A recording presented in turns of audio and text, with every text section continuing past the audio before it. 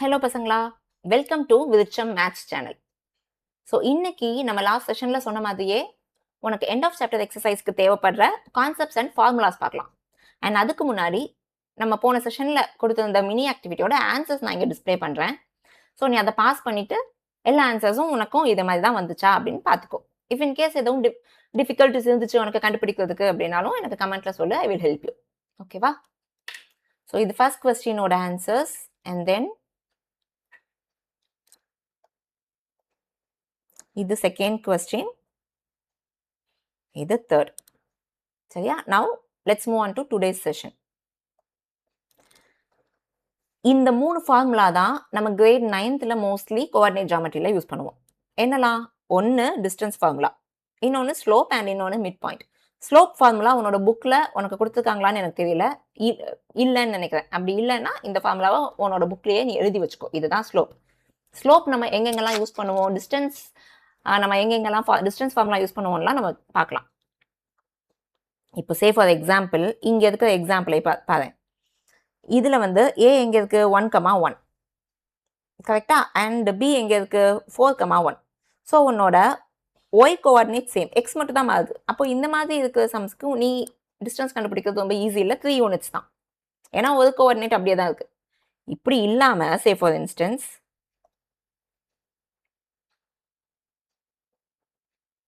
உனக்கு இப்படி இருக்குன்னு வச்சுக்கலாம்.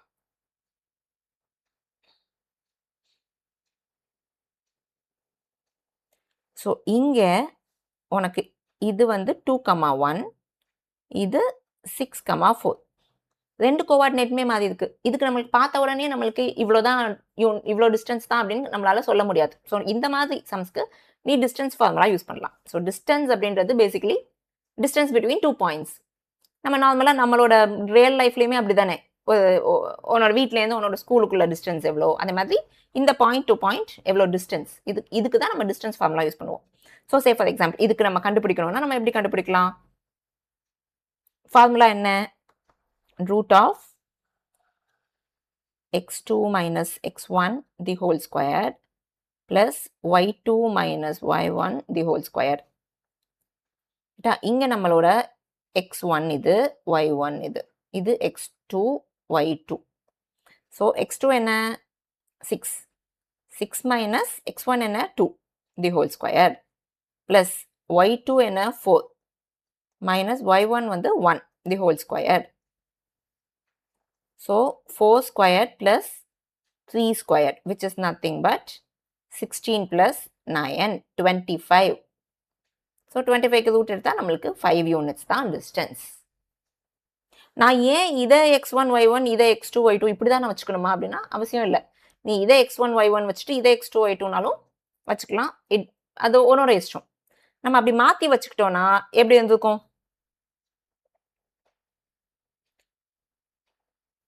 உனக்கு மைனஸில் இருக்கும், ஆனாலும் பிரச்சனை இல்லை.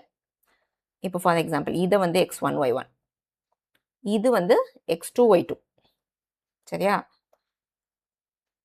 ஏன்னா நம்ம ஸ்கொயர் தான் எடுக்க போதும். ஸ்கொயர் உள்ள நம்மளோட ஃபார்முலா வந்து உள்ள ஸ்கொயர் தானே. ஸோ ஸ்கொயரில் உனக்கு மைனஸாகவே இருந்தாலும் அது ப்ளஸ்ஸாக மாறிடும். ஸோ எப்படி எடுத்தாலும் நமக்கு அதே டிஸ்டன்ஸ் தான் வரும்னு ப்ரூவ் பண்ணுறதுக்காக நான் இப்படி காட்டுறேன். ஸோ இப்போ x2 வந்து 2வா? ரூட் ஆஃப் 2 minus x1 என்ன? 6 the whole square plus y2 minus y1 the whole square. So இங்கே -4 square plus -3 the whole square. So -4 into -4 நீ ஸ்கொயர் எடுத்தேன்னா ஆட்டோமேட்டிக்காக மைனஸ் இன்ட்டு மைனஸ் ப்ளஸ் ஆகிடும். ஸோ இப்பயும் இங்கே 16 ஆயிடும், இங்கே -3 into -3 + 9 ஆயிடும். ஸோ உனக்கு அப்பையும் ரூட் 25. ஸோ 5 தான் ஆன்சர் வரும். சரியா? ஸோ இதுக்கு தான் நம்ம டிஸ்டன்ஸ் யூஸ் பண்ணுவோம். நம்மளோட செகண்ட் ஃபார்முலா ஸ்லோப். நீ ஸ்லோப் எங்கே யூஸ் பண்ணுவ? ஆஸ் த நேம் மென்ஷன் பண்ணியிருக்கிற மாதிரியே ஸ்லோப்புன்றது என்னது? இப்போ நம்ம ஊட்டி கொடைக்கானல்லாம் போகிறோம் அப்படின்னா அங்கெல்லாம் வந்து அப்ஹில் மேலே போவோம் இல்லை, அது ஸ்லோப்பில் மேலே ஏறுவோம். அண்ட் டவுன் ஹில் நம்ம ரிட்டர்ன் வரும்போது மேலேருந்து கீழே இறங்குவேன், அதுதான் ஸ்லோப். ஸ்லோப்புன்றது உனக்கு என்ன கொடுக்கும்? டிரெக்ஷனையும் சேர்த்து கொடுக்கும். லைக் மேலே போதமா இல்லை கீழே வரமா அப்படின்றது.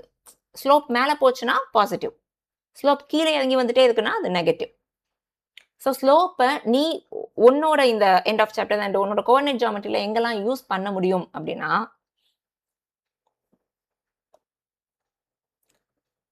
இப்போ எனக்கு இந்த பாயிண்ட் வந்து ஏ, இந்த பாயிண்ட் பி, சின்னு வச்சுக்கலாம்.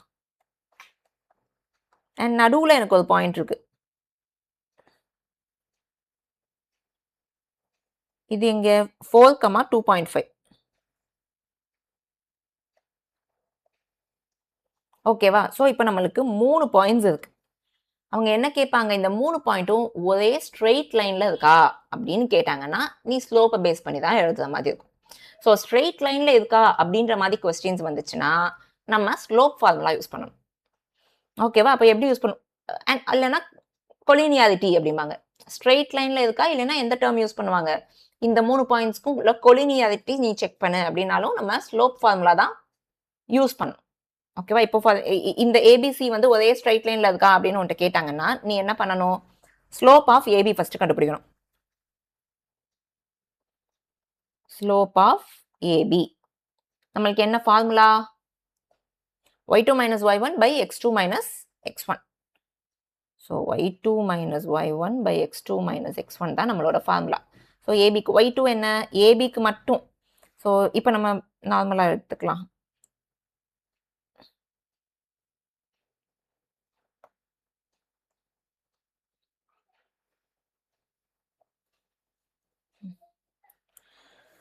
ஸோ ஏபிக்கு y2 என்ன 2.5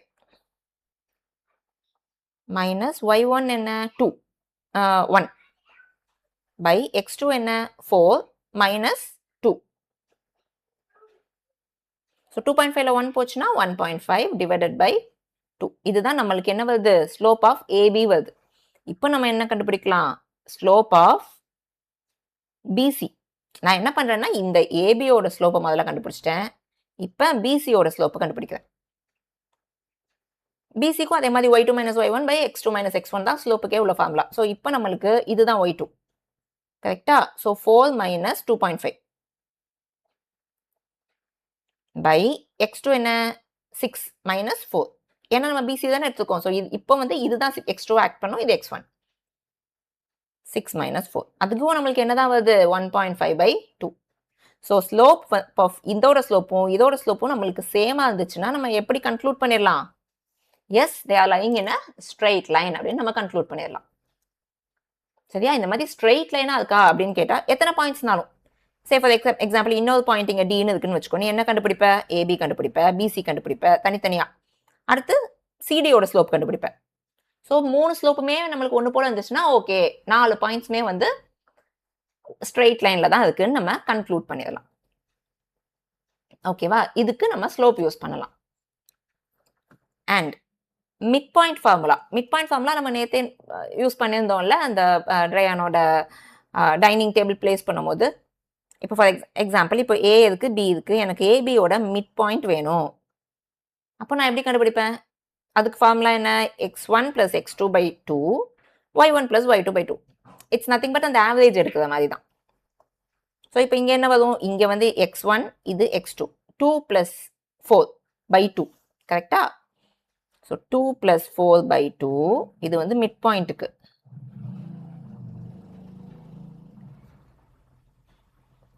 comma y1 plus y2 by 2 1 plus 2.5 by 2. So 6 by 2 comma 3.5 by 2. 6 by 2 is nothing but 3 comma 3.5 by 2. 3.5 by 2 என்ன வரும், 1.75 வரும். சரியா? ஸோ இதுதான் மிட் பாயிண்ட்.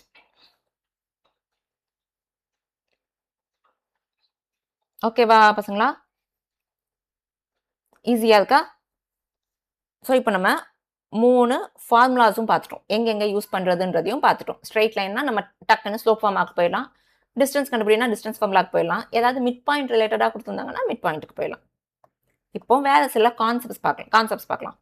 ஓகே, ஃபர்ஸ்ட் வந்து நான் சொன்ன கொலினியாரிட்டின்ற டேர்ம் இருந்துச்சுனாலும் நீ ஸ்லோப் தான். அது என்ன அர்த்தம், கொலினியரா அப்படின்னா சேம் லைனில் தான் இருக்கா அப்படின்றது தான் அதோட மீனிங்.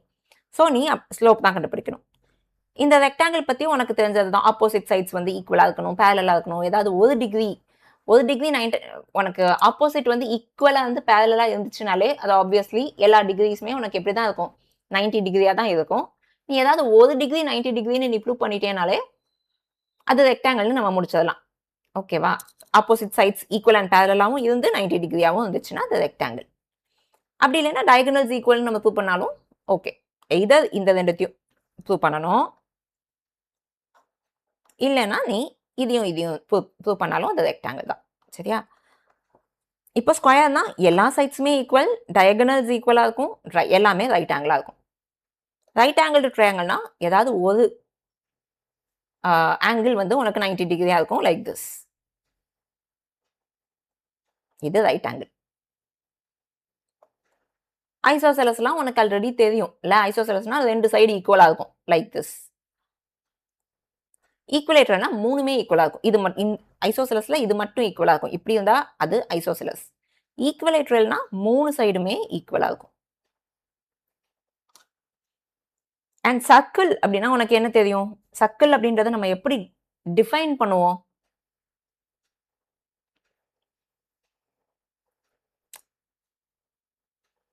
எதெல்லாம் சர்க்கிளா இருக்கும்?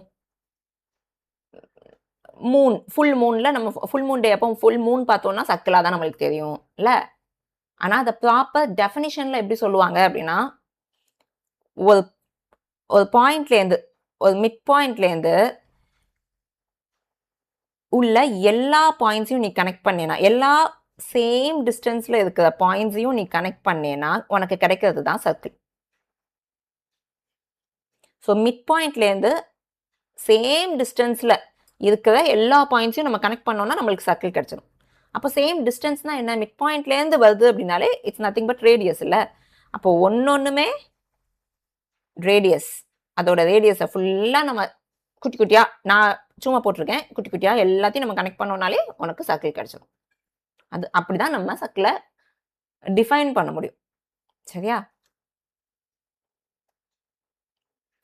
அடுத்த கான்செப்ட் வந்து மிரர் இமேஜ். மிரர் இமேஜ்னா என்ன அப்படின்னா, இப்போ நம்ம வீட்ல வந்து மிரர் இருக்கும்ல, ஒரு வெர்டிக்கல் மிரர் தானே இருக்கு நம்ம வீட்லலாம்.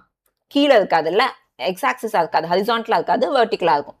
அப்படி இருக்கும்போது நீ முன்னாடி போய் நின்னேன்னா உன்னோட ரிஃப்ளெக்ஷன் அப்படியே அந்த இமேஜ் அங்க இருக்குமா மிரர்ல? எது மட்டும் தான் மாறும்? நீ உன் கையெல்லாம் அசைச்சேன்னா, நீ ரைட் ஹேண்ட அசைச்சேன்னா அது லெஃப்ட் ஹேண்ட் அசையும். அண்ட் லெஃப்ட்டுக்கு ரைட் ஹேண்ட் வைஸ் வர்சாவா இருக்கும். கரெக்ட்டா? அப்போ நம்மளோட மிரர் வந்து நம்மள அப்படியே தான் ரிஃப்ளெக்ட் பண்ணுது. பட் நம்மளோட நீ கைய வந்து ரைட் ஹேண்ட், லெஃப்ட் ஹேண்ட மாத்தி பண்ணும்போது அங்க அது மாறுது. அதே மாதிரி அத கோஆர்டினேட் ஜியாமெட்ரியில நீ எடுத்துட்டு வந்த அப்படின்னா, மிரர் இமேஜ்ன்னு எப்போ சொல்லுவோம்? ஏதோ ஒரு கோஆர்டினேட் ஒண்ணு போல இருக்கும். அண்ட் இன்னொரு கோஆர்டினேட்டுக்கு சைன் மட்டும் மாறும். எப்படி வந்து நம்ம ஒண்ணு போல இருக்கோம். பட் நம்ம இங்க ரைட் ஹேண்ட நீ ரைஸ் பண்ணா அங்க லெஃப்ட் ஹேண்ட் தூக்குதுல்ல? அந்த மாதிரி ஒரு கோஆர்டினேட்டோட சைன் மட்டும் மாறும்.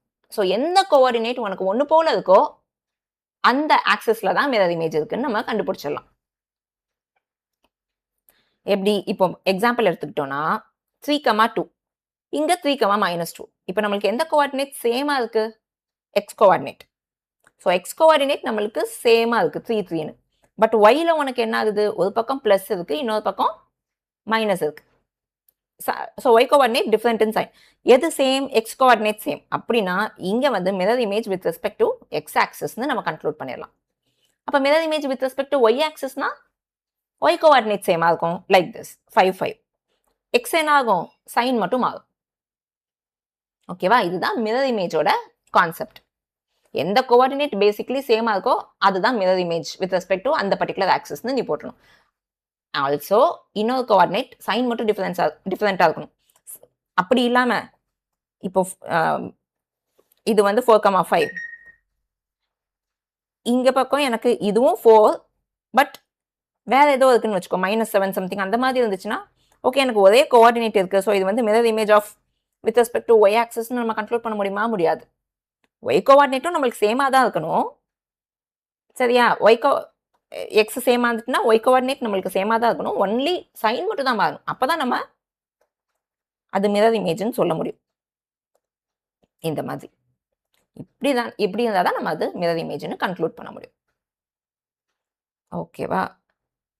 நம்ம இதுக்கு வரைஞ்சு கூட பார்க்கலாம். இப்போ ஃபார் எக்ஸாம்பிள் 3,2 3,-2 அப்படின்னா 3,2 நம்ம எங்கே போடுவோம்? இங்கே வரும்.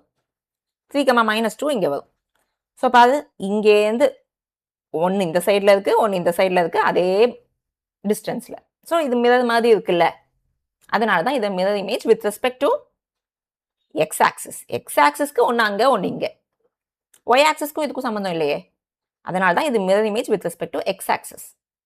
இதே mirror image with respect to Y ஆக்சிஸ்னா இங்கே பார்த்த மாதிரி 4,5 - 4,5 நம்ம பண்ணலாம்.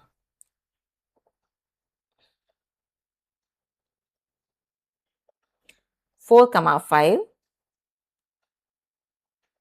-4,5.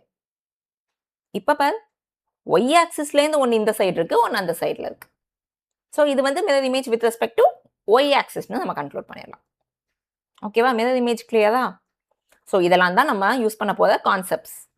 உனக்கு என்னெல்லாம் தெரிஞ்சிருக்கணும்? டிஸ்டன்ஸ் ஃபார்முலா, அது நல்லா மக்கடிச்சிடணும். டிஸ்டன்ஸ் ஃபார்முலா மறந்துடக்கூடாது. ஓகேவா? அது எப்படி டிரைவ் பண்ணணுன்றதும் நம்மளுக்கு தெரிஞ்சா உனக்கு இன்னும் ஞாபகம் இருக்கிறதுக்கு ஈஸியாக இருக்கும். டெரிவேஷன் பட் கொஞ்சம் அது நீ தேவையில்லைன்றதுனால நான் அந்த டெரிவேஷன் உனக்கு எடுத்துட்டு வரல. நீ டிஸ்டன்ஸ் ஃபார்முலாவை மட்டும் பை ஹார்ட் பண்ணிட்டாலே போதும் இப்போதைக்கு. Okay, so distance formula, slope, mid point, and then நம்மளுக்கு கான்செப்ட்ஸ் தெரியும். கொலினியாரிட்டினா நான் ஸ்லோப் கண்டுபிடிக்க போகிறேன் அப்படின்றது தெரியும். ரெக்டாங்கிள் ஸ்கொயரோட ப்ராப்பர்ட்டிஸ் எல்லாம் உனக்கு தெரியும். ரைட் ஆங்கிள் ட்ரையாங்கிள் தெரியும். ஐசோசெலஸ் ஈக்குவலேட்டரல் தெரியும். சர்க்கிள்னா அந்த சென்டர் பாயிண்ட்லேருந்து எல்லாமே ஒரே ரேடியஸில் இருக்கும்னு உனக்கு தெரியும். அப்போ உனக்கு கொஸ்டின்ஸ் எந்த மாதிரி வரும் உன்னோட எண்ட் ஆஃப் சாப்டரில் அப்படின்னா, ஒரு 3 பசங்க உட்காந்துருக்காங்க. ஒரு பையன் ஏ, பி, சி, எல்லாருமே வந்து ஒரே சர்க்கிளில் தான் உட்காந்துருக்காங்கன்னு நீ ப்ரூவ் பண்ணு அப்படின்னா நம்ம எப்படி ஈஸியாக ப்ரூவ் பண்ணிடலாம்? மிட் பாயிண்ட்லேருந்து இந்த டிஸ்டன்ஸ் கண்டுபிடிக்கலாம், இந்த டிஸ்டன்ஸ் கண்டுபிடிக்கலாம், இந்த டிஸ்டன்ஸ் கண்டுபிடிக்கலாம். எல்லா டிஸ்டன்ஸ்க்குமே என்னதான் ரேடியஸ். ஸோ எல்லாருமே வந்து சர்க்கிளில் தான் இருக்காங்கன்னு நம்ம கன்க்ளூட் பண்ணிடலாம். இந்த மாதிரி தான் நம்ம கொஸ்டின்ஸ் எடுத்துகிட்டு போகிற மாதிரி இருக்கும். சரியா? ஸோ அண்ட் மிரர் இமேஜும் இப்போ நம்ம கிளியராக பார்த்துட்டோம். ஸோ இதுதான் நம்ம யூஸ் பண்ண போகிற கான்செப்ட்ஸ் அண்ட் ஃபார்முலாஸ்.